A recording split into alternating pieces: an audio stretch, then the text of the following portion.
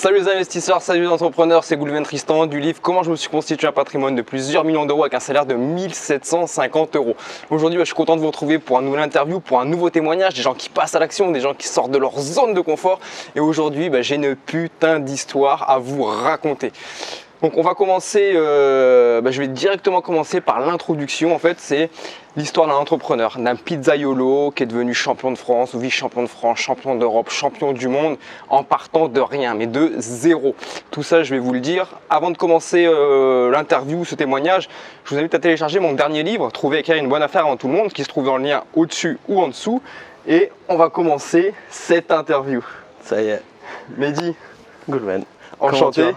Ça va? Bah ouais, donc voilà Mehdi, je vais vous présenter Mehdi aujourd'hui, mais il va se présenter. Mehdi, pour ceux qui ne te connaissent pas, pour ceux qui te découvriraient, est-ce que tu peux te présenter en 2-3 mots? T'es qui? Tu fais quoi? Qu'est-ce que tu fais ici avec moi aujourd'hui? Alors actuellement, pizzaiolo, Mehdi, 35 ans. Je suis là avec toi, tu m'interviews. Et puis voilà, on est dans le séminaire de François Denis. En 2-3 mots, ancien électricien, champion du monde, champion d'Europe, vice-champion de France de pizza, futur millionnaire. Futur millionnaire en immobilier, ou entrepreneuriat comme ce que tu voudras. Et en fait, ce que je vais vous raconter, donc je vais vous raconter l'histoire de Mehdi, enfin en tout cas il va vous la raconter, son histoire.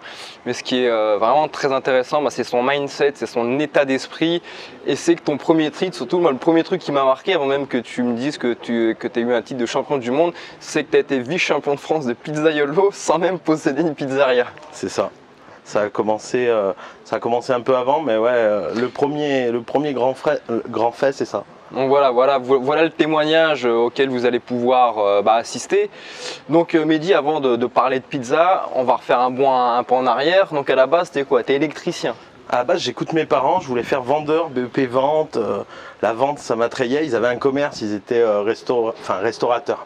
Je m'entends, c'était un bar-restaurant routier. Et puis je dis à mes parents, ouais, moi je voudrais bien faire un peu de vente et tout. Et mes parents ils me disent, non, tu vas faire un métier de tes mains. Si demain il n'y a pas de boulot, tu t'en sortiras toujours. Le jour où tu n'as plus de boulot, tu vas vendre quoi? Du vent. Ouais. Donc j'ai écouté mes parents, papa, maman, voilà. J'ai fait un BEP, CAP électrotech.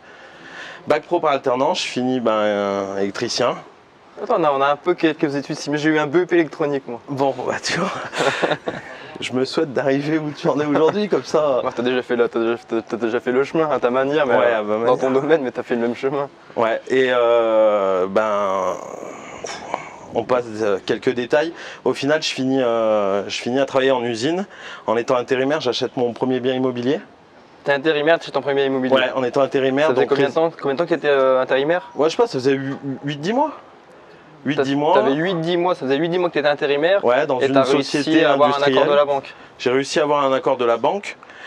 Ensuite, ce bien par la suite, je l'ai revendu. Alors comment déjà, parce que ça va intriguer pas mal de personnes, moi le premier, comment en étant intérimaire, avec juste 8 mois d'ancienneté, normalement il faut savoir qu'en tant qu'intérimaire, il faut 2 à 3 ans de bilan justement pour prétendre à un prêt bancaire. Voilà, il faut savoir qu'en étant intérimaire, on peut très bien faire des prêts bancaires, mais toi 8 mois, donc qu'est-ce qui a fait qu'avec 8 mois d'ancienneté en tant qu'intérimaire, qu'est-ce qui a fait que tu as réussi à avoir un prêt? Je vais reprendre une phrase d'un ami commun, Maxence Rive-Gauthier. Ouais. Je me suis mis en mode chinois, c'est-à-dire que j'étais payé à la semaine et quand je recevais mes chèques de la semaine, je les laissais dans la boîte à gants de la bagnole en fait. Ouais. Et à la fin, je me suis trouvé avec 7000 euros dans la boîte à gants en apport. Je suis allé voir ma banque en disant j'ai trouvé un appartement, machin et tout, voilà, je pose les chèques et tout parce que je travaillais de nuit. Ouais. Et en week-end aussi, donc on faisait des salaires quand même qui étaient conséquents. Mais comme je travaillais de nuit, décalé en week-end, pas le temps pour dépenser l'argent. Ouais. Et puis j'avais qu'un seul objectif. En fait, j'avais croisé mon meilleur ami, Fabien, si tu vois la vidéo, qui me demande de lui donner un coup de main pour débarrasser un appartement et faire des travaux. Et moi, un peu naïf, je lui dis, mais tu vas pas faire ces travaux pour le proprio? Il me dit, non, mais c'est moi le proprio. Et étant donné que c'était mon meilleur pote, qu'on était à l'école ensemble, machin, donc je me suis dit, si lui il le fait, c'est qu'il y a une bonne raison. Ouais. Donc j'ai recherché mon bien pour ma résidence principale. Donc quel prix tu t'en trouves un? Alors je trouve un rez-de-chaussée d'une copropriété qui donnait sur l'arrière du parking, les gens passaient un peu devant, mais bon, c'était chez moi, 38 000 euros. Je retourne vivre chez mes parents. je fais les travaux. Alors c'est moi qui ai voulu tout faire. Donc tu fais un prêt de 38 000 euros, ça? 42 752 avec les frais de notaire. Exactement. Et comment tu l'as vendu à la banque? Comment tu as vendu ça à ton organisme bancaire? Le fait d'emprunter 42 000 euros avec justement, ce qui m'intéresse, avec 8 mois d'ancienneté en tant qu'intérimaire.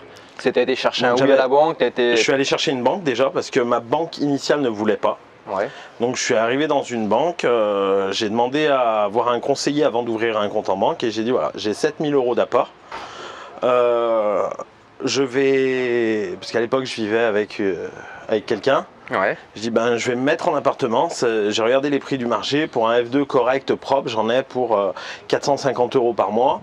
Je trouve un bien à 38 000 euros, les frais de notaire. Je crois que j'ai une mensualité sur 15 ans de 338 euros. Ouais. Donc je leur vends en disant ben au final en devenant propriétaire, je vais payer moins cher que si je payais un loyer. Et puis, je sais pas, le feeling est passé. Alors, on dit que beaucoup, c'est une question de feeling. Ah, bien sûr. Le feeling, il est passé avec la conseillère qui m'a dit, ok, pas de souci. Donc, comme j'avais mis ces 7000 balles dans mon ancienne banque et qu'ils m'ont dit non, je leur ai imposé mon argent tout de suite. En fait, je suis rentré à la banque en disant, bah ok, si vous m'acceptez, j'ai sorti 7000 euros. Je dis, bah vous pouvez mettre ça sur mon compte. Elle m'a dit non, mais ça se fait pas comme ça. Voilà, un peu brut de décoffrage. Ouais, enfin, je fais une parenthèse. C'est ce que dans la formation Investisseur Immo Pro, ce que je vous dis, c'est quand on a un contrat intérimaire ou quand on est quand on est intérimaire, faut 3 ans d'ancienneté justement pour avoir un prêt bancaire. Mais il y a toujours des cas particuliers. Voilà, là, il est en train de nous prouver le contraire. Avec 8 mois d'ancienneté, on peut avoir un prêt bancaire. Voilà, c'est pas un prêt qui est énorme. Ouais, il y a toujours des particularités, il y a toujours des cas particuliers. Faut aller démarcher des organismes bancaires en allant chercher un oui.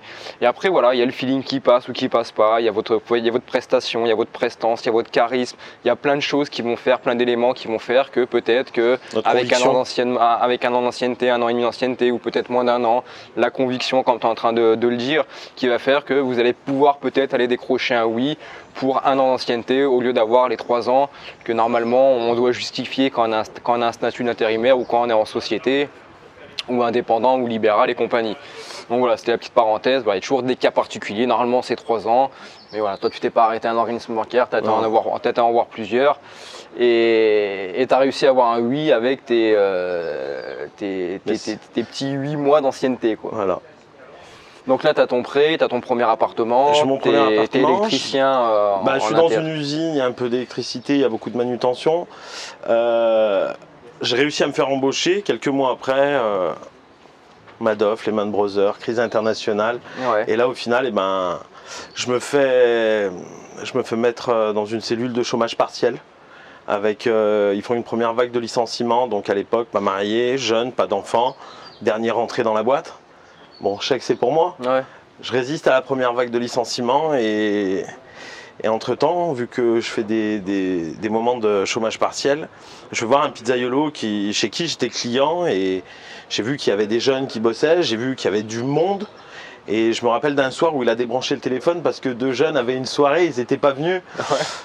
Donc j'y vais et toujours avec ma conviction et j'essaye de lui vendre le truc en lui disant je suis peut-être jeune, je suis en train de... Voilà, T'as quel âge à l'époque à peu près? Eh ben écoute, c'était il y a 11 ans, si je fais le calcul, 23 ans 24 ans. Ouais, 24 ans. Donc j'y vais avec ma conviction en lui disant j'habite juste à côté si demain il a besoin et en fait la personne n'a jamais voulu me prendre. C'était quoi les raisons invoquées? Mais il n'y en avait pas justement. Ouais. Bon, après on les devinait peut-être. Pas d'expérience. Oui, pas d'expérience, mais bon, toujours est-il qu'il ne voulait pas de moi en particulier, puisque 15 jours après, il a embauché quelqu'un d'autre. Non, 2. Ouais. 2 autres. D'accord. Et en fait là, c'est des belles anecdotes ça. Ouais, c'est des belles anecdotes, mais c'est là où j'ai développé le mindset, comme tu dis, et aujourd'hui je l'ai sorti lors d'un séminaire, Yann Darwin l'a repris. En fait, j'ai plus de mindset, je suis mind 8. C'est-à-dire que je suis déterminé. Je l'ai entendu de sa part. Ouais. Voilà, je lui ai sorti dans un séminaire. Dans une citation, il a dit. Ouais, lors d'un networking, on discutait et quand je lui ai dit ça, il m'a dit mais celle-ci, il faut que je la note. Donc en fait, j'ai été pris un peu d'orgueil. On m'a dit non, on prend quelqu'un d'autre. Donc au final, c'est que j'étais moins considéré que les autres. Et en fait, je suis entré dans un processus de focus, mais de focus à 10 000 %. C'est-à-dire que Je suis rentré chez moi, j'ai regardé les fours à pizza, parce qu'il était pizzaiolo, il fallait que je fasse pizzaiolo, donc j'ai regardé la marque de son four, j'ai regardé les meilleures farines, j'ai regardé toute une multitude de choses sur la pizza, et à un moment donné, je suis tombé sur championnat de France de pizza, devenez le meilleur pizzaiolo de France. Et là, le matin, je me suis levé et j'ai dit à ma compagne, je lui ai dit, je vais être champion de France.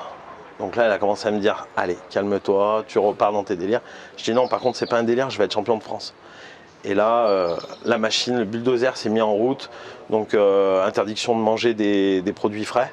On avait vidé le frigo, on mangeait de la conserve et du bocal et du surgelé. J'avais acheté un pétrin et en fait, je sortais de l'usine. Chômage partiel. Ah, donc t'économisais d'un côté. Et mes après-midi, je les passais à pétrir de la pâte pour faire des essais, pour avoir en fait un bon produit pour les championnats. Donc tout de suite, j'ai vite évincé en fait le pizzaiolo qui avait pas voulu me prendre. Je commence mes premiers championnats, ça se passe plus ou moins bien. Et t'apprends où? T'apprends avec des tutos? T'apprends sur internet? J'apprends avec des tutos, j'apprends sur internet, mais surtout dans les livres de boulangerie. D'accord. Donc livres de boulangerie, j'ai eu fait après quelques formations avec des gens qui ont bien voulu transmettre leur savoir. Et arrive le premier championnat de France. Donc je viens juste de quitter mon boulot, j'ai trouvé le local où est-ce que je vais m'installer. J'ai mis en vente mon premier appartement qui me sert d'apport pour acheter les murs de la pizzeria et l'appartement qu'il y a au-dessus. D'accord. Et en fait, octobre 2010, premier championnat de France. Donc je termine 5e sur 120 en pizza ronde. Parce qu'il y a plusieurs... 5e sur 120. Voilà, il y a plusieurs catégories. T'avais pas encore ouvert ta pizzeria? Non, là, j'avais pas le pizzeria encore. Donc ta pizzeria, c'était chez toi en entraînement, quoi. Voilà, je pense que j'avais signé le compromis et on signait la vente, où j'allais signer le compromis tout de suite après le championnat de France. Ta meilleure cliente, c'était ta femme, quoi. Ma femme, mes parents. Tes parents? Mes parents, ouais. Mes parents, parce que vu qu'ils avaient un bar-restaurant qui faisait resto que du midi, les vendredis soirs, j'offrais les pizzas aux clients, on les habitués, mais en même temps, ça me faisait de l'entraînement. Et au moins, j'avais des retours positifs de clients. Et en fait, le championnat de France, vice-champion de France en pizza plaque. Donc c'est les pizzas carrées, rectangulaires qu'on mange à la part. Ouais. Je fais deuxième plus belle pizza du championnat de France aussi en pizza ronde. Donc ma ronde est classée en goût 5e, mais en beauté 2e. Et puis là, ça y est, j'ouvre la pizzeria au 1er mars 2011.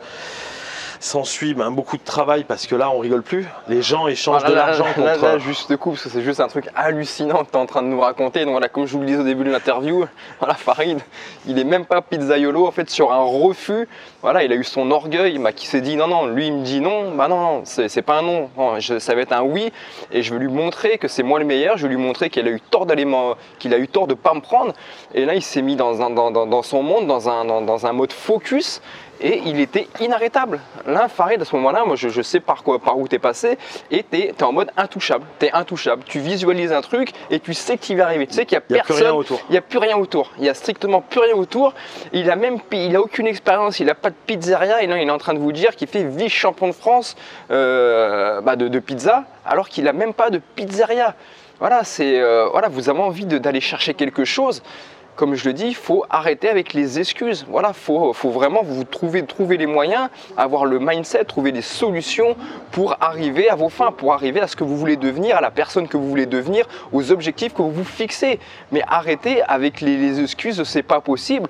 Là, il y a Farid qui est en train de vous prouver qu'avec zéro expérience, juste avec des livres, des tutos et surtout une farouche envie de réussir et de démontrer que c'est possible, qu'il y arrive. Donc la suite maintenant, parce que là c'est croustillant là. Ouais, c'est croustillant. Donc la suite, j'ouvre ma pizzeria. Donc là, beaucoup de remises en question quotidiennes, même service après service. Il y a ça qui n'a pas été, il y a ça qui n'a pas été. J'avance. Et puis l'envie des championnats me reprend. Parce qu'après, je suis un compétiteur aussi dans l'âme. Et du coup, tu étais vice-champion de France. Ça me fait une pub. Ouais, ça fait une pub, mais je suppose que tu as été voir la personne qui t'a refusé, non? Non. Même pas, non? Non, parce que focus après sur le magasin, sur la boutique. D'accord. Donc je continue. Dans la même ville où Non, parce que moi je me suis déplacé en fait. J'étais originaire de la ville et puis je suis allé à une 50-60 de kilomètres. D'accord. Voilà. Donc je continue, je pense qu'il entend parler de moi. Mais au final, je le délaisse. Parce que du moment où il m'a dit non et du moment où j'ai trouvé championnat de France, en fait, ça a été l'élément déclencheur, ça a été ma motivation. Mais je l'ai délaissé complet parce que voilà, j'avais trouvé un autre focus, quoi. Et je suis resté dessus. Donc je fais quelques championnats, toujours plus ou moins bien placés. Et puis là, il y a le championnat d'Europe. Et j'avais fait un championnat du monde entre-temps, en février 2012, où je fais 3e mondial au championnat du monde bio avec un ami, Jordan. Et c'est quoi, il y a des qualifications, tout le monde peut s'inscrire? Non, alors ça dépend. Il y a des championnats où il faut être qualifié, il y a des championnats où on s'inscrit, il y a des thèmes, il y a des catégories. Voilà, donc là c'était bio. Donc tu es vice-champion de France, après t'enchaînes par le championnat du monde, tu fais 3e en 2012. 3e et mon ami Jordan fait vice-champion du monde et on est en pizza plaque. D'accord. Voilà, en ronde je fais 6, il fait 5. Ou je fais 5, il fait 4. Vous tirez la bourre. On se tire la bourre, on fait le voyage ensemble, on bosse plus ou moins pareil, on s'échange nos astuces. Voilà, ça se passe, je continue la boutique et puis j'affiche mes diplômes dans la boutique, je mets les 2-3 coupes que j'ai, ça draine un engouement, les gens en parlent, la boutique marche bien. Et puis arrive janvier 2013 et il y a les championnats d'Europe. Et les championnats d'Europe, jamais fait. Et puis je me dis, qu'est-ce qui a eu été fait dans les championnats d'Europe? Je regarde, ça fait 9 ans que ça existe. Le meilleur français, c'est un ami qui a fait 2e, peut-être 2-3 ans avant. Voilà, Yann Le Dregen. Donc voilà. Et je me dis, j'y vais, c'est à Lyon. Je suis de Saint-Étienne, c'est à côté. Au pire des cas, j'ai le diplôme comme quoi j'ai participé. Et en fait, c'était une qualification. Donc ils prenaient les 10 premiers de chaque étape sur l'Europe. Sachant qu'en Italie, ils faisaient 4 étapes. Donc, ils récoltaient un maximum d'Italiens. Ouais. Voilà. Donc, 40 Italiens pour une finale pseudo à 80 ou 100. Je ne sais plus s'il y avait 9, 8, 9, 10 étapes. Je fais l'étape de Lyon. Une pizza que j'aurais dû faire dans un championnat. Et en fait, on m'a toujours dit non. Non. Brocoli, non. Non, je vois pas du brocoli sur une pizza. Non, fais pas. C'est osé. Hein. C'est osé. Après, c'est une recette typique italienne. Il n'y a pas grand monde qui aime le brocoli, généralement. Donc, je fais ma pizza au brocoli. Donc, crème de brocoli au pistache, brocoli poêlé, chair à saucisse aux graines de fenouil, mozza fraîche artisanale et des cheveux de piment. Et je pars donc à Lyon, au CIRA, Salon international de la restauration et de l'hôtellerie. Je passe au concours et là, je fais premier. Et tous les Français, parce que c'est des amis, on se croise sur les concours, et tout le monde me dit, non mais maintenant tu vas en finale. Ouais, les gars, je veux bien, mais la finale elle est à Londres. Sachant qu'on fait notre pâte dans notre pizzeria et qu'ensuite il faut la transporter dans des conditions optimales. Tu peux pas la faire sur place? J'aurais pu la faire sur place, mais il aurait fallu que je parte avant. Ouais. Et la boutique était un peu jeune, je me permettais pas de trop fermer, contrairement à aujourd'hui. Mais en fait... je décide de faire la pâte moi, chez moi, comme d'hab. Et puis je réfléchis comment j'y vais. Comment on se rend à Londres. Et là en fait, je décide de partir en train. Je décide de partir en train parce qu'en voiture trop long, j'allais arriver là-bas éclaté, plus le bateau. Enfin, c'était combien de jours après la finale? La finale, moi c'était au mois de janvier, la finale c'était le 19 mars. D'accord. Donc j'avais le temps de me préparer. Mais au final, je décide de le faire en train parce qu'en avion, c'est juste pas possible. Donc pour une histoire de pâte et de pressurisation et tout ça. Donc on part en train, j'arrive là-bas, j'arrive le dernier parce qu'on me refuse la glacière en douane et au final le train est déjà parti, la douane est partie, je peux plus passer la douane. Il fallait que je déclare d'abord dans un bureau de douane et ensuite il fallait que les douaniers m'acceptent la glacière. Ok, et en fait je dis au mec c'est juste pas possible. Et le train a une panne. Et au final, la douane revient, réouvre et je passe la glacière. Je passe la glacière, ils me disent mais vous avez des couteaux dedans? Je dis bah oui, je vais faire un concours culinaire, oui il y a des couteaux. Donc ils me mettent la glacière mais pas dans les compartiments passagers, dans un compartiment coffre.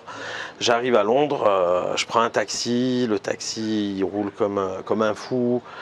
Les ingrédients, la glacière, la pâte, bref. Et j'arrive le dernier sur le concours, je m'inscris en dernier et je passe en dernier. Et puis je sais pas, il y a des moments, j'ai pas trop ma langue dans la poche et je parle en italien au mec. Il me dit ah bah t'es arrivé le dernier, tu passeras en dernier. Et je lui dis de toute façon je finirai dernier, vous avez jamais fait gagner un Français. Et au moment où je lui dis, je me dis, mais ferme ta gueule. Et au final, je me cache dans les backstage et je ne sors pas de la journée.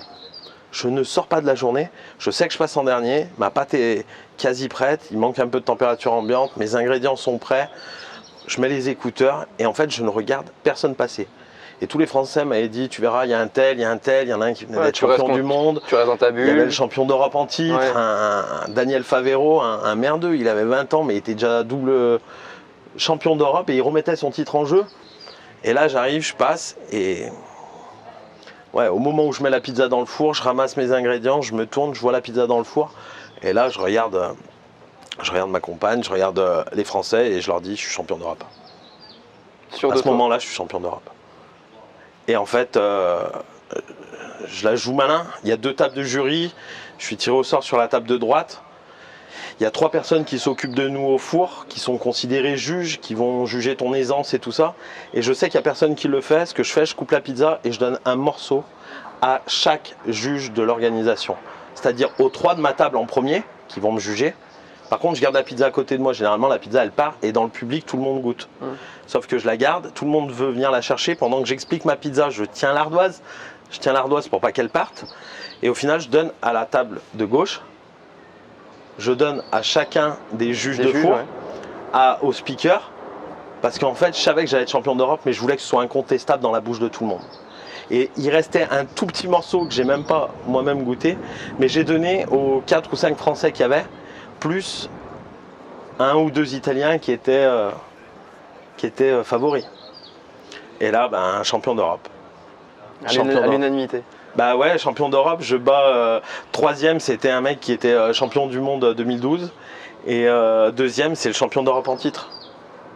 Donc là, et ouais. comment c'est noté? C'est une note de 0 à 10, de 0 à 20? Alors ça dépend des concours, le tout c'est qu'ils jugent la cuisson de la pâte. Et la garniture. Mais dans la garniture, il y a le mariage des ingrédients, il y a le visuel des ingrédients. Dans la pâte, il y a le visuel de la pâte, le goût de la pâte, la cuisson de la pâte. Voilà. Bah, félicitations. Merci. Donc champion d'Europe, on est en 2013. Ouais, 2013. 2013, on continue, on bosse à la boutique. La boutique, tout va bien. Donc de nouveaux trophées. Évolue, voilà, nouveaux trophées. Et derrière, je me calme un petit peu, je lance Alexis mon pizzaiolo, je lance un peu sur les championnats de France. Et en 2016, avec mon ami Anthony de Nîmes, on décide d'aller faire le championnat d'Europe de pizza plaque au CIGEP, donc c'est un salon mais italien, à Rimini. Et on se dit, vas-y, il y a le championnat d'Europe de pizza plaque, la pizza plaque ça nous tente bien, les Italiens sont très forts en pizza plaque, mais voilà, on va aller se frotter au meilleur. Donc on fait pizza plaque, et en même temps il y a le championnat du monde de pizza vegan. D'accord. Donc aucune conviction vegan moi. Et là pareil le Mind 8. Le Mind 8, même le Mind 9 sur ce coup-là parce que j'ai eu peur mais je suis resté droit dans mes convictions. Je suis arrivé à la table. Donc en pizza plaque on fait rien avec Anthony pour vous dire, pour rien cacher, je crois que je fais 19e sur 25 et Anthony fait 7e. Mais ça matche pas quoi. Ça matche pas la pizza plaque, voilà, on est passé parmi les premiers parce qu'on avait l'autre concours. Ça passe pas et puis après c'est une question d'appréciation de recettes aussi hein. Bien sûr. C'est important. Ça passe pas, on se met sur l'autre concours et je sais pas, je suis parti dans un délire, une pizza au carpaccio de bœuf pour des véganes. Sauf que j'ai trouvé un carpaccio végétal fumé, j'ai trouvé de la mozzarella au lait de riz et puis en fait j'ai constitué une pizza avec ça et je suis arrivé à la table, donc dans un italien tout écorché mais ils ont compris ce que je voulais leur dire. Je leur ai dit vous n'êtes pas né végane. C'est pas ma conviction, je respecte votre conviction. Par contre, je vais vous rappeler un souvenir et aujourd'hui, vous avez mangé du carpaccio de bœuf, vegan. Et en fait, il y avait la présidente de... Tu as joué un peu à la ratatouille. Ouais, mais... Je vais vous rappeler la ratatouille, le souvenir de votre enfance. Exactement. Et en fait, il y avait la présidente de Vegan OK qui me regarde avec un œil un peu bizarre. Elle mange et une fois qu'elle a fini de manger, je la vois avec un grand sourire, elle me regarde et elle me fait... Et là, je sais que c'est bon. Tu vois, je sais que c'est bon, que je suis dans le vrai. Les résultats, ils tombent. Mon collègue Anthony est champion du monde en innovation. Donc, c'est-à-dire dans le classement général, il y avait un classement sur la pizza la plus innovante. Donc, il était parti sur une crème de poivron rouge pour faire croire que c'était de la tomate. Enfin voilà, il avait fait un truc super joli. Il est champion du monde. Et puis, mais en fait, on a attendu les résultats et on est côte à côte comme ça et on se dit, on aura fait la route pour rien. Et là, il n'y a plus rien. Parce qu'on n'était pas... On savait qu'on avait fait le travail, mais on n'était pas sûr. J'étais nettement moins sûr qu'à Londres. Moi, il me disait, t'as fini 35e, t'as fini 35e. Quoi. Et puis, il l'appelle, donc je suis content, on revient au moins avec quelque chose du groupe. Et puis là, il m'appelle pour me dire que je suis champion du monde, quoi. Et là, je comprends pas trop. Mais en même temps, Anthony, il est content parce que lui, il vient de retomber. Donc champion du monde pizza vegan. Pizza vegan 2016. 2016. Donc mon collègue Anthony, il est content pour moi, je le vois content. Lui, il venait de retomber de son truc, il me rappelle, donc il repart dans les tours. Et puis voilà, et puis on devait rentrer 2 jours plus tard. Finalement, on est rentré dans la nuit, on a fait d'un trait Rimini-Lyon. Ouais, on peut l'applaudir, hein. On peut l'applaudir. Hein. Merci. Merci. Donc voilà, donc pour récapituler un peu son parcours, donc comme vous l'avez compris, électricien de base, il a un refus, il postule pour un emploi de pizzaiolo qu'on lui refuse. Non, il l'a pas entendu de cette oreille, hein. Donc il s'est entraîné chez lui pour se démontrer déjà à soi-même, à lui-même qu'il était capable d'exercer cette profession. Il se présente à un championnat de France de pizzaiolo, il fait vice-champion de France alors qu'il n'a même pas de pizzaiolo, il a 0 expérience. Voilà, la seule expérience qu'il a, c'est les tutos, c'est un livre, c'est sa femme, ses amis, ses enfants, ses parents qui testent ses pizzas au quotidien. De là, il fait vice-champion de France, donc il s'est démontré à lui-même qu'il était capable de le faire. Donc son restaurant, de plus belle par la suite, vice-champion, champion d'Europe, champion du monde. Et voilà quoi, tu as été cherché, comme je le dis, il avait 2-3 outils dans la main, 2-3 ingrédients. Mais avec ces 2-3 ingrédients, il ne s'est pas démonté, il n'a pas essayé de, comme c'est si bien de faire l'être humain, se chercher des excuses, j'ai pas l'expérience, j'ai pas ceci, j'ai pas cela. Non, voilà, Farid, c'est une autre attitude. Voilà, c'est pas qu'il est plus intelligent qu'un autre, c'est qu'il a une attitude qui est complètement différente. Il a 3 ingrédients, on lui donne 3 ingrédients. D'autres diraient il a eu sa bite et son couteau, il a composé avec. Voilà, il a avancé avec ces 3 ingrédients pour essayer de faire quelque chose, innover au fil des jours. Voilà, il a acquis de l'expérience, il a peut-être eu un 4e ingrédient, ce qui lui a permis de composer de nouvelles recettes, de nouvelles choses. Et de là, il a réussi à écrire son histoire, à écrire son parcours, tout simplement à vivre sa vie, à vivre le Farid qu'il avait envie de devenir, l'œuvre qu'il avait envie de réaliser. Donc voilà, encore une fois, tous ceux qui n'arrivent pas à réaliser telle ou telle chose, posez-vous les bonnes questions. Posez-vous la question, est-ce que j'ai la bonne attitude? Est-ce que j'ai le bon mindset? Est-ce que j'ai le bon état d'esprit? Tout simplement. Voilà, arrêtez d'aller chercher les excuses. Une question que j'aime bien vous poser, c'est à combien de fois dans votre vie les excuses vous ont permis de réaliser un projet? Je veux des excuses, toi, tu aurais pu les ramasser par terre. Hein. Tu aurais pu les ramasser. Complètement. Voilà, je viens de me faire recaler par un patron, j'ai aucune expérience. Je vais me faire licencier, je vais aller au chômage. Je vais aller au chômage, mais non, tu t'es dit non, moi je n'entends pas de cette oreille, moi j'ai une attitude où je vais faire les championnats de France, je vais regarder s'il n'y a pas les championnats de France, je vais y aller, et je vais y aller en me disant je vais être champion de France. Voilà, mais encore une fois, c'est juste une attitude. Voilà, c'est pas des connaissances intellectuelles, c'est pas des capacités athlétiques ou tout ce que vous voulez, c'est juste un état d'esprit. Et c'est ce qui fait la différence. Donc là, c'est vraiment un témoignage, une expérience que je voulais vraiment vous montrer, que vous ayez demain une expérience ou des projets dans le sport, dans l'entrepreneuriat, ça fonctionne exactement pareil, c'est les mêmes règles. Voilà, c'est les règles de base, c'est vraiment le matériel de base, les règles de base, avoir une bonne attitude, avoir un bon état d'esprit pour réussir. Et on arrête avec les excuses, on arrête c'est trop dur, ceci, cela, non. Voilà, Farid, c'est un exemple parmi tant d'autres. Alors là, je vous ai montré vraiment, voilà, il a vraiment été au bout de son œuvre, parce qu'il a été décroché un titre de champion du monde. Il n'y a pas besoin d'aller de décrocher The Sésame pour vous montrer que tout est possible. Mais voilà, tout est possible à votre niveau par rapport à ce que vous voulez aller chercher. Mais encore une fois, arrêtez de vous trouver des excuses. Et voilà, et regardez ce qu'a fait Farid et inspirez-vous de son expérience, inspirez-vous de son attitude, de son état d'esprit, de ce qui lui a permis, posez-vous la question, ouais, c'est vrai qu'avec la bonne attitude, qu'est-ce qui lui a permis de réussir? Et à votre tour, implémentez l'attitude qu'il a eue dans votre business, dans ce que vous voulez construire, dans la personne que vous voulez devenir. Toi Farid, pour conclure un peu cette interview, si tu avais 3-4 conseils justement à donner à des gens qui veulent se lancer dans l'entrepreneuriat, mais qui sont animés par des peurs, par des hésitations, par la peur de l'échec peut-être, ou la peur de quelque chose, ou qui seraient dans la même situation que toi, qu'est-ce que tu voudrais par rapport à ton expérience, qu'est-ce que tu pourrais leur véhiculer à ces gens justement? Ce que je peux leur dire, c'est trouver le point de focus sur la chose que vous voulez faire, et il n'y a aucune excuse. aucun pourquoi, comment, mais est-ce que... Non, faites-le, faites-le.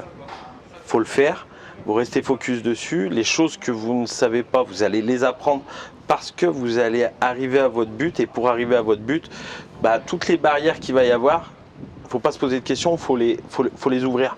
Il faut les ouvrir les unes derrière les autres. Ah voilà, je ne sais pas faire de la pâte à pizza. Ok, comment on fait de la pâte à pizza? Ok, d'accord. Ah, les mariages de saveurs, je ne sais pas faire. Ok, toutes les émissions télé. Lui, il a marié ça avec ça. Tiens, demain, il faut que je goûte. Ah, c'est pas mal. Par contre, moi, par rapport à mon goût, j'y rajouterais ça. Faut être curieux. Ah, faut être curieux. Faut être curieux. N'importe comment, la curiosité, c'est le savoir. La curiosité, c'est l'eau au moulin de la connaissance. Et voilà. Après, quand je me dis que je me suis pas mis de barrière, voilà, j'ai fait 11 heures de voiture pour manger une pizza. Parce que le mec me vantait sa pâte et qui me disait qu'elle était meilleure que la mienne. Ok, d'accord, bouge pas, je prends une réservation. Et je vais la goûter. J'arrive, je vais la goûter. Voilà, il avait raison. Par contre, c'est comme dans le poker, j'ai payé pour voir. J'ai payé 11 heures de bagnole, j'ai payé la pizza, il ne m'a pas fait payer. Voilà. Mais voilà, j'ai payé de mon temps. Mais voilà, quand on investit du temps pour faire quelque chose pour soi, c'est un investissement sur soi. Alors oui, c'est dur. Ouais, on sort de notre zone de confort. Ouais, à la base, j'aimais pas lire. Mais les informations, si elles sont écrites, faut les bien lire. sûr, ouais. Voilà. Donc là, tu as ton côté, parce qu'on sait qu'on n'a pas clôturé encore cette interview, là, tu as ton côté pizzaiolo. Mais à côté de ça, tu n'es pas rassasié par l'entrepreneuriat. Enfin, je pense que le fait d'avoir su prendre tes responsabilités, d'avoir décroché des titres, tu as tombé énormément de croyances limitantes. Ça t'a permis de voir beaucoup plus grand, d'avoir sûrement un arc-en-ciel devant toi, d'avoir un beau soleil te disant il y a de plus en plus de choses qui te sont ouvertes, il y a de plus en plus de choses qui te sont possibles. Et là, en fait, tu te lances, parallèlement à ça, tu te lances aussi dans l'entrepreneuriat, dans l'investissement immobilier. Voilà, Parce que tu as déjà une belle réussite, pour faire court, tu as une belle réussite professionnelle dans ton domaine de pizzaiolo. Dans l'immobilier, t'en es où aujourd'hui? C'est quoi tes objectifs? Est-ce que tu peux faire aussi bien dans l'immobilier que dans ton métier de pizzaiolo? T'en es où aujourd'hui dans l'immobilier, dans les investissements? C'est quoi tes objectifs? Mes objectifs, ils sont clairs, c'est devenir rentier de l'immobilier, indépendant financièrement. Ça, c'est une chose qui me tient à cœur depuis pas mal d'années. Tu te donnes combien de temps pour y arriver? Je me donne pas de temps, je vais y arriver très vite. D'accord. Voilà, je me donne pas une date butoir en me disant c'est bon, j'ai le temps, c'est là. Non, j'enchaîne les visites, je visite. Je cherche des biens. T'as commencé à investir aujourd'hui? Ça y est, là, j'ai commencé à investir un peu violemment. C'est quoi? Qu'est-ce que tu appelles violemment? En un mois, 460 000 euros d'emprunt bancaire sur 2 banques et demi. Parce que, donc, voilà. 1,5 million d'euros empruntés en combien? En un mois et 10 jours. À peu près. Donc pour faire court, tu as acheté combien de biens? C'est quoi, 3-4 biens que tu as acheté? En fait, j'ai acheté un grand plateau de 182 mètres carrés que je vais diviser en 7 studios. Ouais. Derrière, j'ai acheté un appartement en colocation, mais je rajoute une chambre. Ouais. Donc on augmente la renta. Et puis dans le même premier immeuble où j'ai acheté le grand plateau de 180 mètres carrés, en voyant l'annonce, je dis mais attends, mais par la fenêtre, on voit à peu près les mêmes choses que chez moi où je viens d'acheter. Donc j'appelle l'agent immobilier, je visite et puis je fais une offre et ça passe. Donc au premier étage, 128 mètres carrés et j'en refais 4. Donc 11 studios et un appart en coloc, plus les murs de ma pizzeria, plus la résidence principale. Et comment tu t'es formé dans l'immobilier? Du coup, ça t'est quoi je pense que tu as appliqué la même chose que pour la pizzaiolo. Pizzaiolo, c'était des tutos, des livres. Là, dans l'immobilier, c'était quoi tes formations? La tienne. Celle de Audrey, Audrey Perrin pour la colocation. J'ai fait Cédric Anissette, Yann Darwin. Donc grosso modo, tu as appliqué la même stratégie que les meilleurs. Et tu as appliqué la même stratégie que pour la pizzaiolo. Tu t'es formé. Et je me suis collé au meilleur. Tu t'es collé au meilleur, merci. Donc voilà, donc il a suivi ma formation investisseur Immo Pro. Voilà, pour ceux qui sont intéressés, il y aura un lien sous la vidéo. En tout cas, merci Farid, vraiment toutes mes félicitations pour ta réussite, tant dans ton domaine de la pizzaiolo que dans l'immobilier, que dans l'entrepreneuriat. Voilà, je sais que maintenant que tu as compris comment ça fonctionnait, maintenant que tu as compris comment fonctionnait la réussite, à travers le mindset, à travers tout simplement Mind 8, Mind 9 même, à travers tout simplement du bon sens, une bonne attitude, Voilà, il n'y a pas besoin d'aller chercher très loin. Farid, il a réussi à vivre sa vie, à aller chercher ce qu'il voulait. Donc voilà, j'espère que ce témoignage vous a plu. N'hésitez pas à le partager, à mettre un gros pouce, à le véhiculer à vos amis, vos familles, à toutes les personnes qui seraient intéressées justement, mais qui veulent entreprendre, qui veulent changer de vie, qui veulent réaliser leurs rêves. Donc vraiment, partagez cette interview. N'hésitez pas à mettre des commentaires. Et moi, je vous retrouve rapidement pour de nouveaux témoignages, des nouvelles histoires et de nouvelles interviews aussi inspirantes que celle de Farid. A bientôt, bye bye. Ciao, ciao. Ciao, ciao.